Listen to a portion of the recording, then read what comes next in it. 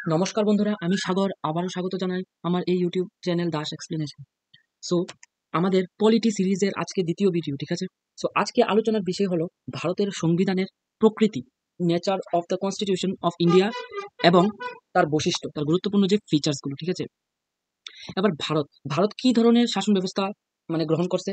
ভারতে পার্লামেন্টারি বা সংসদীয় শাসন ব্যবস্থা গ্রহণ করছে। এবার তোমরা কমেন্ট বক্সে আমাদের জানাও। আমি এর আগের যে ভিডিওটা এটাতে আমি কইছি যে পার্লামেন্টারি বা সংসদীয় শাসন ব্যবস্থাটা কোন দেশের সংবিধান থেকে আমরা ভারতের সংবিধানে নেওয়া হয়েছিল, এটা একটু কমেন্ট করে জানাও, ঠিক আছে। তো আমরা ভারতের পার্লামেন্টারি বা সংসদীয় শাসন ব্যবস্থা গ্রহণ করেছিল, ঠিক আছে। আবার সংবিধানের কিছু গুরুত্বপূর্ণ বৈশিষ্ট্য হলো গিয়া সবথেকে বড় লিখিত দলিল। আমি এর আগেও কইছি যে আমরা ভারতের যে সংবিধানটা আলাদা আলাদা দেশের সংবিধান থেকে অনুকরণ কইরা যেহেতু বানানো হয়েছে, তারপরে দেখা যায় যে ভারতের সংবিধান অন্যান্য দেশের সংবিধান থেকে সাইজে অনেক বেশি বড় হয়ে গেছে, ঠিক আছে। আর সবথেকে আরেকটা ইম্পর্টেন্ট কথা হলো, এক তো আমাদের দেশের সংবিধান অর্ধেকটা প্রায় অন্যান্য দেশের থেকে বড় কইরা তৈরি করা হয়েছে, আর বাকি 50% আমরা ভারত শাসন আইন 1935 থেকে গ্রহণ করছি, ঠিক আছে। এবার ভারতের যে সংবিধানটা এটা নমনীয় আবার অনমনীয় এর মিশ্রণ, ঠিক আছে। এরপরে হলো গিয়ে ভারতের সংবিধানে ইন্ডিয়া বা ভারত শব্দের ব্যবহার করা হয়েছে, ঠিক আছে। এটা হলো এর বৈশিষ্ট্যগুলোর মধ্যে, ঠিক আছে।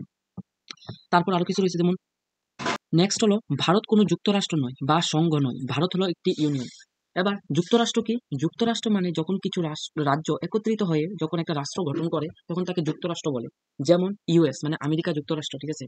যদিও আমাদের ভারতের শাসন ব্যবস্থার মধ্যে যুক্তরাষ্ট্রিক কাঠামো দেখা যায়, কিন্তু ভারত কোনো যুক্তরাষ্ট্র নয়, ভারত হলো একটা ইউনিয়ন, ঠিক আছে। আবার নেক্সট হলো সংবিধানের ডিপিএসপি মানে ডাইরেক্টিভ প্রিন্সিপাল স্টেট পলিসি এবং ফান্ডামেন্টাল রাইটসকে সংবিধানের চেতনা বলেছেন কে? বলেছেন গ্র্যানভিল অস্টিন, ঠিক আছে। এই যে বক্তব্যটা এটা অনেক সময় পরীক্ষাতে ডাইরেক্ট চলে আসে যে এই মন্তব্যটা কে করছে, ঠিক আছে। নেক্সট গুরুত্বপূর্ণ বিষয় হলো প্রস্তাবনা, প্রিহাম্বল, ঠিক আছে। সো অবজেক্টিভ রেজুলিউশনের উপস্থাপন পণ্ডিত জওহরলাল নেহরু সংবিধানের জন্য অবজেক্টিভ রেজুলিউশনের উপস্থাপন করে গণপরিষদের কাছে কবে? 13ই ডিসেম্বর 1946 সালে, ঠিক আছে। এবং ভারতকে প্রস্তাবনায় একটি ধর্মনিরপেক্ষ রাষ্ট্র বলে আখ্যা দেওয়া হয়, ঠিক আছে। এবার হলো প্রস্তাবনার উৎস। প্রস্তাবনার মধ্যেও অনেকগুলো শব্দ আছে বা অনেক বিষয় আছে যেগুলো আমরা অন্যান্য দেশ থেকে বড় করেছি, ঠিক আছে। যেমন ন্যায় মানে জাস্টিসের ধারণাটা আমরা ইউএসএসআর থেকে সংগ্রহ করেছি, ঠিক আছে। তারপর হলো স্বাধীনতা, সমতা, সৌভ্রাতৃত্বতা, এর ধারণাটি আমরা ফ্রেঞ্চ কনস্টিটিউশন থেকে ধার নিয়েছি, ঠিক আছে। এরপরে এই যে প্রস্তাবনার যে বিষয়টা, এই সম্পূর্ণ বিষয় এই প্রস্তাবনার ধারণাটাই আমরা আমেরিকার সংবিধান থেকে গ্রহণ করেছি, ঠিক আছে। তারপর প্রস্তাবনায় প্রথম সংশোধন। প্রস্তাবনা যখন তৈরি করা হয় এর মধ্যে প্রথমবারের মতো সংশোধন কবে হয়েছিল? যখন কনস্টিটিউশন মানে সংবিধানের 42তম সংশোধন হয়েছিল। এই সংশোধন কবে হয়েছিল? 1976 সালে। প্রথম এটা কি হয়েছিল? সংশোধনটা এটা প্রস্তাবনার মধ্যে সংশোধন হয়েছিল। কি সংশোধন? সংশোধনের ফলে প্রস্তাবনার মধ্যে 3টা নতুন শব্দ যুক্ত করা হয়েছে। একটা হলো সোশ্যালিস্ট, একটা হলো সেকুলার, একটা হলো ইন্টিগ্রিটি, ঠিক আছে। এবার নেক্সট, এবার এই জায়গাতে কি বলা হয়েছে যে আমাদের প্রস্তাবনাটার ভিতরেই আমরা দেশ মানে আমাদের যে ভারতবর্ষের যে প্রকৃতিটা এটা কেমন আছে এটা সুন্দরভাবে বর্ণনা করা হয়েছে, এবং আমরা যে সংবিধানটা তৈরি করছি এই সংবিধানের উদ্দেশ্য কিটা এই সবকিছুই আমাদের এই প্রস্তাবনার ভিতরে লেখা আছে, ঠিক আছে। এবার প্রস্তাবনার ভিতরে আমাদের ভারতকে কিরকম রাষ্ট্র বলা হয়েছে? প্রথমত হয়েছে ভারত একটা সার্বভৌম রাষ্ট্র, দ্বিতীয়ত বলা হয়েছে এটা একটা সমাজতান্ত্রিক রাষ্ট্র, তৃতীয়ত বলা হয়েছে এটা একটা ধর্মনিরপেক্ষ রাষ্ট্র, চতুর্থ হয়েছে এটা একটা প্রজাতান্ত্রিক রাষ্ট্র, লাস্ট যেটা বলেছে এটা একটা গণতান্ত্রিক রাষ্ট্র। সরি, এখানে একটু ভুল হয়ে গেছে। এখানে ডেমোক্রেটিক কথার অর্থ হবে গণতান্ত্রিক আর রিপাবলিক কথার অর্থ হলো প্রজাতান্ত্রিক, ঠিক আছে।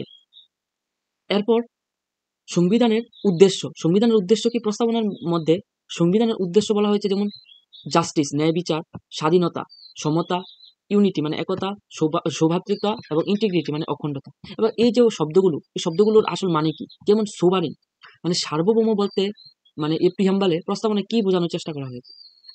সার্বভৌমের মাধ্যমে প্রস্তাবনায় বলা হয়েছে ভারত সম্পূর্ণ স্বাধীন এবং বাইরের যে কোনো রাষ্ট্র নিয়ন্ত্রণ থেকে মুক্ত, ঠিক আছে। মানে অন্য কোনো রাষ্ট্র ভারতকে নিয়ন্ত্রণ করতে পারবেন না, মানে সব দিক থেকে ভারত একদম স্বাধীন, ঠিক আছে। এটার মানে হলো সার্বভৌম কথাটার মানে, ঠিক আছে। নেক্সট যে কথাটা বলা হয়েছে সেটা হলো সমাজতান্ত্রিক এই শব্দটা তো আমরা এর আগেই দেখেছি 42তম সংবিধান সংশোধনের মাধ্যমে এটা যুক্ত করা হয়েছে। আর এই সোশ্যালিস্ট কথাটার অর্থ মানে রাষ্ট্র জনগণের অনুকূলে কাজ করবে এবং কোনো ধরনের ভেদাভেদ তৈরি করবে না। নেক্সট নেক্সট যে শব্দটা সেটা হলো সেকুলার মানে ধর্মনিরপেক্ষ, মানে ভারতবর্ষ সব ধর্মকে সমান গুরুত্ব প্রদান করবে। মানে তোমরা যদি লক্ষ্য করো, আমরা ভারতের কিন্তু রাষ্ট্রীয় ভাষা আছে যেটা হলো হিন্দি, কিন্তু আমরা ভারতের মধ্যে এমন কোনো কথা নাই যে আমরা ভারতের রাষ্ট্রীয় ধর্ম হিন্দু বা মুসলিম বা জৈন বা খ্রিস্টান এমন কোনো কিন্তু ধর্মের গুরুত্ব দেওয়া হয়েছে না। ভারতের সংবিধানের মূল কথাই হলো ভারত হলো একটা সেকুলার ধর্মনিরপেক্ষ রাষ্ট্র, মানে সব ধর্মই এখানে সমান গুরুত্ব প্রদান করা হবে, ঠিক আছে। এবার রিপাবলিক, রিপাবলিক কথার অর্থ কি? রিপাবলিক কথার অর্থ হলো প্রজাতন্ত্র। এবার এটার মানে কি? দেখো, আগের দিনে রাজরাজারা কেমন আছে, রাজার ছেলে রাজা হইতো, ঠিক আছে, এই একটা মানে পরম্পরা চলে আসছে। কিন্তু রিপাবলিক কথাটার অর্থ হলো যে এই পদটা যে কোনো পদ, এবার এবার এবার প্রধানমন্ত্রী হোক রাষ্ট্রপতি হোক, এমন না যে রাষ্ট্রপতির ছেলেই রাষ্ট্রপতি হবে, প্রধানমন্ত্রীর ছেলেই প্রধানমন্ত্রী হবে, এমন কোনো সিস্টেম নেই। যদি কেউ ওই পদ পাইতে হয়, তার নির্দিষ্ট যোগ্যতা যদি থাকে, তাইলেই সঠিক নির্বাচনের মাধ্যমে সে ওই পদটা পাইবে। বংশ পরম্পরায় পদ দেওয়ার সিস্টেমটা থাকতো না, যেটা আমরা প্রজাতান্ত্রিক ব্যবস্থা, ঠিক আছে। আশা করি তোমরা বুঝতে পারছো প্রস্তাবনার বিষয়টা। তারপরে প্রস্তাবনা নিয়ে সুপ্রিম কোর্টে অনেকবার অনেকবার অনেক কেস হয়েছে। যেমন একটা কেস হয়েছে বেরুবাড়ি ইউনিয়ন কেস 1960 সালে। এই কেসটার ফলাফল কি আসলো? এই কেসটার ফলে বলা হয়েছে যে প্রস্তাবনাটা ভারতের সংবিধানের অংশ না, ঠিক আছে। এটা বেরুবাড়ি ইউনিয়ন কেসে বলা হয়েছে, এরকম ডাইরেক্ট কোয়েশ্চেন আছে কিন্তু, যে কোন মানে কোন কেসের মধ্যে বলা হয়েছে যে প্রস্তাবনা ভারতের সংবিধানের অংশ নয়। তাহলে এটা আনসার হবে বেরুবাড়ি ইউনিয়ন কেস, যেটা কবে হয়েছে 1960 সালে। তার কিছুদিন পরে আরেকটা কেসে সুপ্রিম কোর্টে, সেটা হলো কেশবানন্দা ভারতী কেস 1973 সালে। এই এই যে কেসটা, এই কেসটার মধ্যে বলা হয়েছে যে প্রস্তাবনা ভারতের সংবিধানের অংশ। লাস্ট যে একটা কেস হয়েছে সেটা হলো এলআইসি ইন্ডিয়া কেস 1995। এখানে বলা হয়েছে প্রস্তাবনা ভারতের একটি অখণ্ড অংশ, ঠিক আছে।